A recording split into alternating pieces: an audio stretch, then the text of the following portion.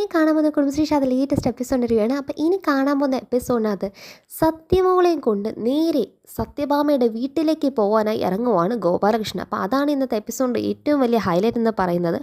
അതുപോലെ ശാലിനി കാണിച്ചു കൂട്ടുന്ന മണ്ടത്തരങ്ങൾ അത് എന്തൊക്കെയാണെന്ന രീതിയിൽ നമ്മൾ ഓരോ വട്ടം ചോദിച്ചെങ്കിൽ അതിന്ന് ഗോപാലകൃഷ്ണൻ പറയുന്നുണ്ട്. അത് ഇന്നത്തെ എപ്പിസോഡിൻ്റെ വലിയൊരു ഹൈലൈറ്റാണ്. അപ്പോൾ ഈ ചാനൽ ആദ്യമായിട്ട് കാണുന്നവരാണെങ്കിൽ ചാനൽ ലൈക്ക് ചെയ്യാനും സബ്സ്ക്രൈബ് ചെയ്യാനും ബെല്ലൈക്കൻ പ്രസ് ചെയ്യുന്നതിന് കമൻസും ഷെയർ ലൈക്സിന് ആരും മറക്കണ്ട കേട്ടോ. അപ്പോൾ ഇന്ന് എപ്പിസോഡ് തുടങ്ങുമ്പോൾ തന്നെ കാണുന്ന കാര്യം എന്ന് പറയുന്നത് പപ്പിമോളാണെങ്കിൽ വിഷ്ണുവിൻ്റെ ഭാര്യ, അതായത് ചേച്ചിയം എന്ന് പറയുന്ന ഷാനി സത്യയുടെ അമ്മ തന്നെ എന്ന ആ സത്യം അറിഞ്ഞ ഒരു നിമിഷത്തിൽ ഉൾക്കൊള്ളാൻ പറ്റാതിരുന്ന സത്യം വലിയൊരു അത്ഭുതമായി മാറുവാണ് കുഞ്ഞിന് തന്നെ. അപ്പം കുഞ്ഞെന്താണ് ഇത് എത്രയും വേഗം തന്നെ സത്യം അറിയണം. അപ്പം സത്യയ്ക്ക് അത്രമാത്രം സന്തോഷമാകും. കാരണം ഞങ്ങൾ ഒരു വീട്ടിലെ കുട്ടികളാണെങ്കിൽ ഞങ്ങൾ സഹോദരിമാരാണെങ്കിൽ എത്രമാത്രം സത്യം തന്നെ പറഞ്ഞിട്ടുണ്ടെന്ന് അറിയാമോ.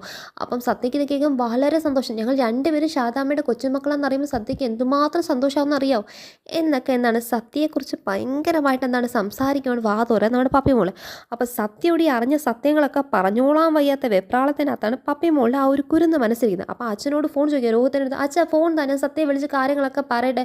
സത്യം ഇതൊക്കെ ഞാൻ ഫോണിൽ കൂടെ പറയുന്നതിന് പകരം സത്യം നേരിട്ടാണ് പറയുന്നത്. സത്യനെ കെട്ടിയപ്പോഴും ചുമ്മാ തന്നേനെ. ഇതൊക്കെ നമ്മുടെ പപ്പിമോള് പറയുമ്പം ആമയുടെ മുഖത്ത് ചെറിയ സങ്കടം, വിഷമം, എന്തെന്ന് പറഞ്ഞറിയിക്കാൻ പറ്റാത്തൊരു നൊമ്പരൊക്കെയാണ് കാണുന്നത്. അപ്പോൾ ഇത് കാണാൻ നമുക്ക് തോന്നുന്ന കാര്യം ശ്യാമയ്ക്ക് യഥാർത്ഥത്തിൽ ഈ പപ്പിമോൾ ഉൾപ്പെടെ എല്ലാവരെയും മറന്നു പോയെന്നുള്ള കാര്യം ഈ പറഞ്ഞ ശ്യാമയുടെ അഭിനയമാണെന്നുള്ള കാര്യത്തിൽ ഒരു സംശയമില്ലായ്മയും ഇല്ല.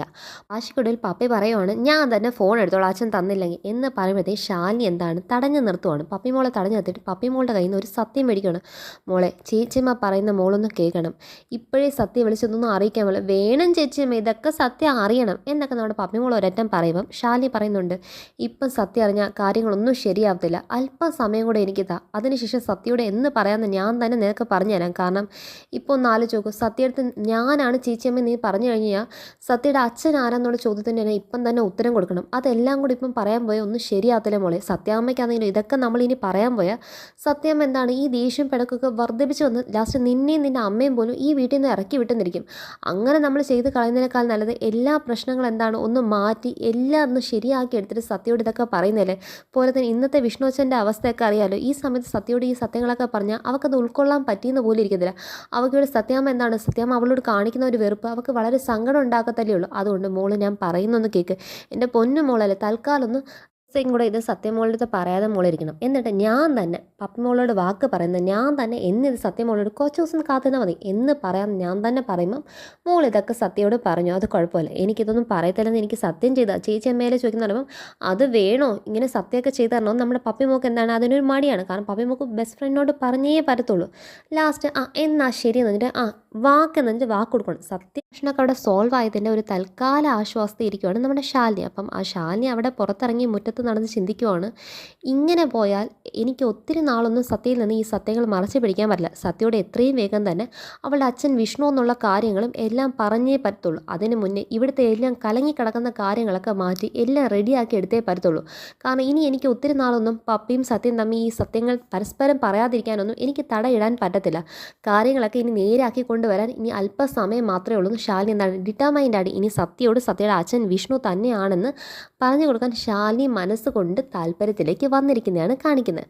പിന്നെ കാണിക്കുന്ന നേരെ ശാരദാമ്മയുടെ വീട്ടിൽ ഗോപാലകൃഷ്ണൻ എന്താണ് വാരണാസിയിലൊക്കെ പോയിട്ട് വന്നിരിക്കുന്നത്. അപ്പം പറയുന്നുണ്ട് ആ വാരണാസിക്ക് എന്താണ് പണ്ട് ഇദ്ദേഹം എന്താണ് പോയ സമയത്ത് ഇയാൾക്ക് ഒന്നും ഇല്ലാതിരുന്ന സമയത്ത് തന്നെ സഹായിച്ചൊരു കുടുംബത്തിൽ ആ ഒരു കല്യാണം നടന്നു. അപ്പോൾ ആ കല്യാണത്തിന് വേണ്ടി കുറച്ച് പൈസയൊക്കെ സ്വരൂപിച്ചുകൊണ്ട് കൊടുക്കാൻ വേണ്ടി ശാരദാമ്മയുടെ കയ്യിൽ നിന്ന് മറ്റ് പരിചയക്കാരുടെ കയ്യിൽ നിന്നൊക്കെ പൈസയൊക്കെ മേടിച്ചിട്ട് അവർ കൊടുത്ത് വന്നത്. അന്നേരം ഒരു ആശ്വാസം ഉണ്ടായി, ഇവിടെ കാര്യങ്ങളൊക്കെ നേരെയല്ലേ പോകുന്നത് എന്നൊരു ധൈര്യത്തിലായിരുന്നു. പക്ഷേ ഇവിടെ കാര്യങ്ങൾ ഇത്രമാത്രം തകിടം മറിഞ്ഞ് കിടക്കുമെന്നുള്ള കാര്യം ഞാൻ അറിഞ്ഞില്ല. നിൻ്റെ മോൾ എന്തോ ശാരദയ്ക്കാണെങ്കിൽ നമ്മുടെ മോൾക്ക് എന്താ വിവരമില്ലേ, അവൾ ഈ നാട്ടിലൊരു ജില്ലാ കളക്ടറായിട്ട് അവൾ ഇങ്ങനെയാണ് പെരുമാറുന്നത്. ഭർത്താവായ വിഷ്ണു മറ്റൊരു പെണ്ണിന് വിവാഹം കഴിച്ചിരിക്കുന്നു. ആ വിവാഹം അറിഞ്ഞിട്ട് അതും മുൻ ഭാര്യയായ നമ്മുടെ മോക്ക് ഡിവോഴ്സ് പോലും കൊടുക്കാതെ ഇങ്ങനെ ഒരു വിവാഹം കഴിച്ചിരിക്കുന്ന സ്ഥിതിക്ക് ഇവൾ ജില്ലാ കളക്ടർ അല്ലെങ്കിൽ നാട്ടിൻ്റെ സർവ്വ ഭരണം എന്നെ നടത്തുന്നവളായിട്ട് അവളൊന്ന് വിരൽ ചൂണ്ടി എന്തിനാ അവളുടെ ഒരു കണ്ണിൻ്റെ നോട്ടം മതിയല്ലോ അവനെ പിടിച്ചെന്താണ് കുത്തിനെ പിടിച്ച് അവനെ അറസ്റ്റ് ചെയ്ത് അങ്ങോട്ട് കൊണ്ടിടാൻ വേണ്ടി. പിന്നെ നീ ആവത്തില്ല സത്യഭാമയുടെ വീട്ടിനകത്ത് എന്താണ് ഓച്ചാനിച്ച് കയറിപ്പോകുന്നത്. സത്യഭാമ വന്നേനെ അവർ രാജ കൊട്ടാരം വിട്ടിട്ട് ഇവിടെ കാല് പിടിക്കാൻ വേണ്ടി വന്നേനെ. അതായത് എന്തിന് ഇതിനു വേണ്ടി പഠിപ്പോ വിവരോ വിദ്യാഭ്യാസമോ ഒന്നും വേണ്ട ആവശ്യമില്ല. ഒന്നും ഇല്ലാത്തൊരു സാധാരണ പെണ്ണാതിനെ നമ്മുടെ മോളുടെ സ്ഥാനത്ത് ഇന്ന് ജില്ലാ കളക്ടറൊന്നും ആവേണ്ട ആവശ്യമില്ല. നേരെ കയറി ചെന്ന് അവൻ കെട്ടിക്കൊണ്ട് വന്ന് പറഞ്ഞാൽ ആ ഒരു പെണ്ണിൻ്റെ താലി അറുത്ത് കൈ പിടിച്ചതന്നെ. ആ താലി പൊട്ടിച്ച് പറിച്ചിട്ട് അവളെ പുറത്തിറക്കി വിട്ടിട്ട് അവളെ ഗേറ്റിൻ്റെ പുറത്തടച്ചിട്ട് അവൾ ആ വീട്ടിൽ കയറി താമസിച്ചത്. ആ ഒരു ധൈര്യം എൻ്റെ മോക്ക് എന്താ ഇല്ലാതെ പോയത്. ശാരദ ഞാൻ ഒന്നും പറയുന്നതുകൊണ്ട് നിനക്കൊന്നും തോന്നില്ല. ജില്ലാ കളക്ടർ എന്ന പദവിക്കകത്ത് അവൾക്ക് എന്തൊക്കെ ചെയ്യാൻ പറ്റും? എന്നിട്ട് നീ അവളും കൂടെ പോയിട്ട് അവരുടെ വീട്ടിൻ്റെ മുന്നിൽ പോയി നാണം കെട്ടിട്ട് വന്നിട്ട് ദാ ഇപ്പോഴാണ് ഈ ശ്യാമയ്ക്ക് ഇങ്ങനെ ഒരു കാര്യം വന്നത്. ശ്യാമയ്ക്ക് അങ്ങനെ ഒരു ബുദ്ധിമുട്ടെങ്കിൽ ശ്യാമ ഇവിടെ കൊണ്ടുവന്ന് നോക്കണമെന്ന്, അല്ലാതെ അങ്ങോട്ടേക്ക് എന്താണ് വന്ന് വിളിച്ചതും ശാലിനിക്ക് അവൻ്റെ കൂടെ ഇറങ്ങിപ്പോണ്ട വല്ല ആവശ്യമുണ്ട്? അവിടെ ഈ ശാലിനിക്ക് ജില്ലാ കളക്ടറായ ശാലിനിക്ക് എന്ത് വിലയാണ് കാണുന്നത്? ഒരു വിലയും കാണത്തില്ല ശാരദേ, ഒരു വിലയും കാണത്തില്ല. ജില്ലാ കളക്ടറായ അവളെ അവിടെ വീട്ടു വേലക്കാരി, അവിടുത്തെ ഒരു ഹോം നേഴ്സ് ഒന്നും പദവിക്കാതെ അവരവിടെ നോക്കത്തുള്ളൂ. ഇനി മിക്കവാറും ഒരു കാര്യം കൂടെ ഉണ്ട്. അവൾ ഒരു കാര്യം കൂടെ ചെയ്ത് കൊടുത്താൽ മതി. അവിടെ തന്നെ വിഷ്ണു കെട്ടിക്കൊണ്ട് വന്ന് മറ്റൊരു പെണ്ണിനെ അടിവസ്ത്രം വരെ അവൾ തന്നെ കഴുകി അഴക്കി കൊടുക്കേണ്ടി വരും. അങ്ങനെ നിൽക്കാനാണ് ഇവൾ ജില്ലാ കളക്ടറായിട്ട് ഇരിക്കുന്നത്. ഈ ഇവൾ ജില്ലാ കളക്ടർ ആകുന്നതിന് പകരം ഒരു സാധാരണ പെണ്ണായിട്ട് പെരുമാറിയാൽ മതിയായിരുന്നല്ലോ. ഇത്രയും തൻ്റെ ഇടൊന്നും ആരും കാണിക്കാൻ നിൽക്കത്തില്ല എന്നല്ലോ. നമ്മുടെ മകൾ തന്നെയാണ്. അതുപോലെ ശാലിനി നമ്മുടെ മകളാണ്. 2 മക്കളുടെ ജീവിതം രണ്ടാം നീ കാണാൻ പഠിക്കണം ശാരദേ. അല്ലാതെ ആ ഒരു വിവരവും വിദ്യാഭ്യാസം എന്ന് പറയുന്ന കാര്യം ആ പറയുന്ന സത്യഭാമയ്ക്ക് വരെ ഉണ്ട്. കാരണം ശാലിനിയുടെ അനിയത്തിയാന്നുള്ള പരിഗണനയ്ക്കകത്ത് ഒരിക്കലും ശ്യാമയിട്ടവർ ദ്രോഹിക്കാൻ വന്നില്ല. ശ്യാമ അവർ പൊന്നുപോലെ തന്നെ നോക്കുന്നത്. അതുപോലെ നീ നിൻ്റെ 2 മക്കളുടെ ജീവിതം രണ്ടാന്ന് കാണാം. നീ ശാരദേ ഒരു കാര്യം പറയാം, നീ ശാലിനിയുടെ കാര്യം എടുത്ത് കള. പക്ഷെ അവൾക്കൊരു മോളുണ്ട് സത്യ. അവൾ എന്ത് പറയും? അവൾ എന്തറിയും? ഇതൊക്കെ അറിയുമ്പോൾ അവൾക്ക് എന്ത് തോന്നും? നീ അതൊന്നും ചിന്തിച്ചിട്ടുണ്ടോ? ആ കുഞ്ഞിൻ്റെ ജീവിതം നിങ്ങൾ വെച്ച് ഈ പന്താടിക്കൊണ്ടിരിക്കുമല്ലേ? ഇത്രയൊക്കെ നിങ്ങൾ കാര്യങ്ങളെ കൈവിട്ട് കളഞ്ഞെന്നുള്ള കാര്യമൊന്നും ഞാൻ അറിഞ്ഞില്ല. ഞാനൊന്നും അങ്ങോട്ട് പോയിട്ട് വന്നപ്പോഴത്തേക്ക് കാര്യങ്ങൾ ഇത്ര മാത്രം തകിടം മറിച്ച് നിങ്ങളൊക്കെ എങ്ങനെ ഇട്ട്? നിങ്ങൾക്ക് നാണമില്ലേ? അവന് കോടതി കയറ്റി അവനെ എന്നേ പോലീസിനെ കയറ്റി അടുപ്പിക്കേണ്ടതിന് പകരം നിങ്ങൾ അവിടെ പോയി ഓച്ചനച്ച് അവരുടെ വായിലേക്കെന്ന് കേട്ടുകൊണ്ട് ഇങ്ങോട്ടേക്ക് വന്നിരിക്കുന്നത്. നാണം ഉണ്ടായിരുന്നോ ശാരദ നിനക്കൊക്കെ എന്നൊക്കെ പറഞ്ഞ് ഗോപാലേട്ടൻ്റെ വക ഭയങ്കര സംസാരിക്കുമ്പോഴത്തേക്കും ശാരദ പറയുന്നുണ്ട്, അത് ഗോപാലേട്ടൻ ഞാനല്ല, അവൾ സ്വന്തമായിട്ട് തീരുമാനിച്ചാൽ അവൾക്ക് വിവരം ഇല്ലെങ്കിൽ നമ്മൾ പറഞ്ഞ് തടയണമായിരുന്നു ശാരദയെ. അല്ലാതെ അവളെ തന്നിഷ്ടം ഇറക്കി വിടുകയല്ല ചെയ്യേണ്ടത്. എനിക്കറിയാം ഇതിന് എന്താ ചെയ്യേണ്ടതെന്നുള്ള കാര്യം എനിക്കറിയാം. ഗോപാലേട്ടൻ ഭയങ്കര ഫയറിനകത്താണ് സംസാരിച്ചുകൊണ്ടിരിക്കുന്നത്.